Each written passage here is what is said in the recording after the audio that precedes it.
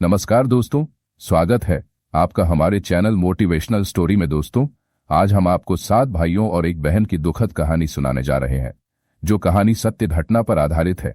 आपसे निवेदन है कि अंत तक बने रहें। तो चलिए दोस्तों, शुरू करते हैं। बहुत समय पहले की बात है। एक गांव में एक परिवार था और उस परिवार में 7 भाई अपनी एक बहन के साथ रहते थे। बड़े भाई का नाम मदन और दूसरे का नाम सोहन और तीसरे भाई का नाम अनिल, चौथे का नाम विवेक और 5वें का नाम सुमित और छठे भाई का नाम संदीप और 7वें का नाम सत्यम था। और जो सबसे छोटी बहन थी उसका नाम मधुरिमा था। उनके माता पिता नहीं थे। यह उस समय की बात है जब लोग जंगली जानवरों का शिकार करते थे और महिलाएं परिवार और बच्चों की देखभाल करती थी।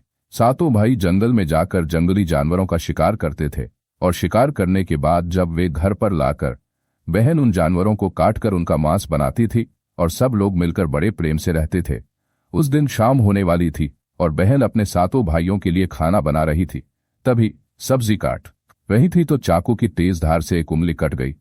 कटी हुई उंगली से खून बहने लगा और खून गिरकर उस सब्जी में मिल गया। अब बहन ये सोचकर सोने लगी कि अगर उसके भाइयों ने उसकी कटी हुई उंगली देखी तो उन्हें बहुत दुख होगा। इसीलिए उसने सोचा कि उसे अपने भाइयों को ये बात नहीं बतानी चाहिए और ये बात उनसे छुपा कर रखनी चाहिए। वो अपनी चादर और दीवारों पर लगे खून के बारे में पूछना चाहती थी, लेकिन फिर उसके मन में विचार आया कि यहां तो मेरे भाई इसे आसानी से देख लेंगे। फिर उसने खाने में ही अपना खून बहा दिया। जब शाम को 7 भाई शिकार करके आए तो भाइयों के लिए बहन ने भोजन परोसा गया। आज 7 भाइयों को वो बहुत स्वादिष्ट लगा और वो सभी उंगलियां चाटने लगे और अपनी बहन की तारीफ करने लगे। बहन भी अपनी तारीफ सुनकर बहुत खुश हुई। अगले दिन नाश्ता करने के बाद सभी भाई जंगल में शिकार के लिए निकलते समय सभी लोग उस बात पर चर्चा करने लगे जो उनकी बहन ने रात में बनाया था। सभी ने इतना खाना खाया कि 7 भाइयों ने तय कर लिया कि आज वे अपनी बहन से इस बारे में जरूर पूछेंगे और पता करें कि उसने खाने में ऐसा क्या मिलाया था कि जिससे खाना इतना स्वादिष्ट बन गया।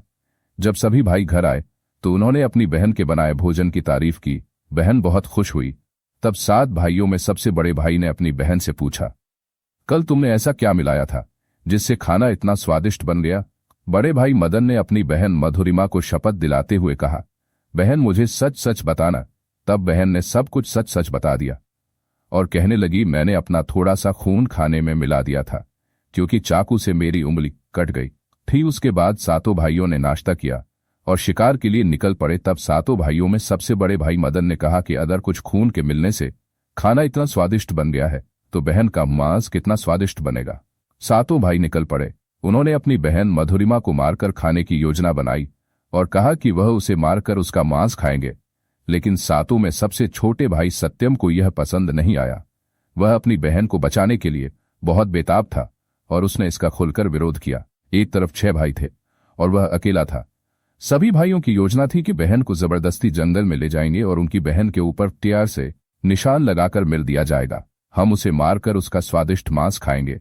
अगले दिन बड़े भाई मदन ने अपनी बहन मधुरिमा से कहा कि बहन, अब तुम्हारी उम्र विवाह योग्य हो गई है और हमने तुम्हारे लिए उपयुक्त वर की तलाश कर ली है, इसलिए तुम हमारे साथ चलो। बहन अपने भाई की बात सुनकर वह बहुत खुश हुई और जाने के लिए तैयार हो गई। पीले रंग के कपड़े पहनकर चल दी। थोड़ी देर बाद वह लोग जंगल की तरफ आगे बढ़ने लगे और बहन मधुरिमा ने अपने भाइयों से पूछा कि भाई, हम जंगल की तरफ क्यों जा रहे हैं? बड़े भाई ने जवाब दिया कि हम जहां लड़का देखने जा रहे हैं उस रास्ते के बीच में जंगल पड़ता है। बहन को अपने भाइयों की मंशा का बिल्कुल भी अंदाजा नहीं था। वह बस खुशी खुशी उनके साथ चलती जा रही थी। बहन ने पूछा, भाई और कितना समय लगेगा और कितनी दूर है? तब बड़े भाई ने बोला कि अब थोड़ी ही दूर है। थोड़ी देर बाद जब वह लोग जंगल में पहुंचे तो पहुंचते ही बड़े भाई ने अपने छोटे भाइयों से कहा, सभी भाई मिलकर अपनी बहन को रस्सी से बांध लो। बहन मधुरिमा बहुत बेबस थी और अपने सभी भाइयों को कातिल की नजरों से देख रही थी और वह भगवान से प्रार्थना करने लगी कि हे ईश्वर, ये सब मेरे भाई मेरे खून का प्यासे हैं। ऐसा कोई भाई नहीं है जो मेरी कद्र करे। यह सुनकर सबसे छोटे भाई का हृदय द्रवित हो गया, लेकिन वह बेचारा यह काम अकेला ही कैसे कर सकता था। वह विवश था क्योंकि 6 भाई बहन ऐसा करने के पक्ष में थे और जब 7 में भाई सत्यम ने इस बात का विरोध किया तो उन्होंने कहा कि हम इसके साथ साथ तुझे भी मार डालेंगे। बहन को बांधने के बाद बड़े भाई मदन ने अपने सभी भाइयों को यह काम करने का आदेश दिया। जब बड़ा भाई पहले धनुष से बाढ़ चलाने गया तो बहन अपने बड़े भाई के सामने हाथ जोड़कर कहने लगी, मारो मारो भैया। और बहन मधुरिमा ने ईश्वर से प्रार्थना की, है प्रभु मेरी रक्षा करो। बड़े भाई ने बाण चलाया, लेकिन उसका बाण सही निशाने पर नहीं लगा। अब दूसरे भाई ने भी अपनी बहन पर बाण चलाने के लिए धनुष उठाया। बहन ने भी उसके सामने हाथ जोड़कर ऐसा ही कहा, और फिर से बाण सही जगह नहीं लगा। भाइयों ने अपनी बहन पर बाण चलाने का प्रयास किया, लेकिन सभी असफल रहे। फिर बारी आई। सबसे छोटे भाई सत्यम की 6 भाइयों ने कहा, सत्यम से पूरी ताकत से बाण चलाओ और एक बाण से बहन को ढेर करो। अगर निशाना चूक गया तो तुम नहीं बचोगे, हम सब मिलकर तुम्हें मार देंगे। बहन ने अपने छोटे भाई की जान को खतरे में देखकर उसने अपने भाई की जान बचाने का फैसला किया और वह भगवान से प्रार्थना करने लगी कि मेरे भाई का तीर सफल हो, और वह करुण गीत गाने लगी। मारो भैया मारो मारो गाने लगी।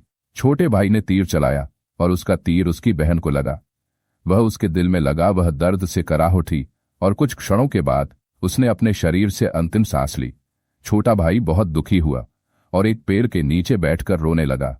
6 भाई बहुत खुश हुए, लेकिन 7वां भाई बिल्कुल भी खुश नहीं था। सभी भाइयों ने मिलकर बहन का शव कुछ नीचे लिटाया। उसके बाद 6 भाइयों ने बहन के शरीर को छोटे छोटे टुकड़ों में काट दिया और बड़े भाई ने अपने सबसे छोटे भाई सत्यम को जंगल से लकड़ी और पानी लाने का निर्देश दिया। छोटा भाई कुछ मछली और केकड़े के साथ लकड़ी और पानी ले गया। वह अंदर आया, वह बहुत दुखी था। बहन का मीट पकाते समय उसने चुपके से केकड़े और मछली का मीट आग में मिला दिया और 6 भाइयों के लिए चावल और मीट बन रहा था। जमीन पर केले के पत्ते बिछाकर सबको खाना परोसा जा रहा था। छोटे भाई ने बैठने से पहले अपनी जगह पर एक छोटा गड्ढा खोद लिया था। उसके लिए भी केले के पत्ते में अपनी बहन का मांस परोसा गया। उसने चुपके से गड्ढे में बहन का मांस डाल दिया और मछली और भात खाने लगा। 6 भाई अपनी बहन की हड्डियों को चबाने लगे। छोटे भाई ने केकड़ा चबाना शुरू कर दिया। भोजन करने के बाद जब बड़ा भाई खा रहा था, छोटे भाई ने उसके नाखून और पंजे जैसे सभी अन्य भागों को इकट्ठा किया और एक गड्ढे में दफना दिया। कुछ समय बाद इस स्थान पर एक बांस का पौधा उगाया। धीरे धीरे उस स्थान पर बांस के बहुत सारे पेड़ उगाए। एक बार एक संत इस स्थान पर आए और वे वहां पर मल त्याग करने लगे। इस समय आकाश से आकाशवाणी हुई, संत दुर्गंध आ रही है। एक ही आवाज बार बार बोला जा रहा था, इसलिए संत ने तुरंत उस जगह को साफ कर दिया और उन्होंने बांस की एक टहनी से एक बांसुरी बनाई। एक बार की बात है, संत उस बहन के बड़े भाई के गांव में गए और वहां पर 6 भाइयों की शादी हो चुकी थी, लेकिन 7वें भाई सत्यम ने अपनी बहन के वियोग में शादी न करने का प्रण लिया और वह अपनी बहन की यादों में खोया रहता था और दुखी रहता था। वह सभी से अलग एक घर में रहता था। एक दिन वह संत बड़े भाई के घर में भिक्षा मांगने के लिए गए। जैसे ही घर में कदम रखा, बांसुरी बोल पड़ी, नहीं बाजो रे बांसुरी, यही है दुश्मन सबसे बड़ा। बड़े भाई के घर में नहीं बासो रे बांसुरी, दया और प्रेम सब कुछ छोड़कर रिश्तों पर दाग यही लगाया है, नहीं बासो रे बांसुरी। संत की बांसुरी से बार बार एक ही आवाज आ रही है। यह सुनकर बड़े भाई को पसीना आ गया। उसने अपनी पत्नी से कहा कि वह तुरंत युवी को भिक्षा दे और उसे विदा करे। ऐसा करने के बाद संत सभी 6 भाइयों के पास गए और यह बंसी उन सभी के सामने एक ही गीत गाने लगी। सभी भाइयों ने अपनी पत्नी से संत को जाने के लिए कहा। उससे भिक्षा लेने के बाद उसके बाद संत के पास सबसे छोटा भाई के पास पहुंचा। जैसे ही 7वें भाई के घर में कदम रखा तो बांसुरी बोल पड़ी, बाजो रे बांसुरी, बाजो यही है मेरा प्यारा भाई जिसने सालों से बात को मन में दबाए रखा। बाजो रे बांसुरी, बाजो। 7वां भाई अकेला रहता था और सबसे अलग हो गया। छोटे भाई ने संत का अपने घर में स्वागत किया और संत को बैठने के लिए कहा। संत को जलपान कराया। फिर छोटे भाई ने संत से बांसुरी के बारे में पूछा। तब संत ने सारी बात बताई कि कैसे उन्होंने बांस को काटकर बांसुरी बनाई थी और कैसे आकाशवाणी हुई थी। छोटे भाई ने संत से कहा, उनसे विनती की कि यह बांसुरी मुझे दे दो। यह सुनकर संत ने उसे बांसुरी दे दी।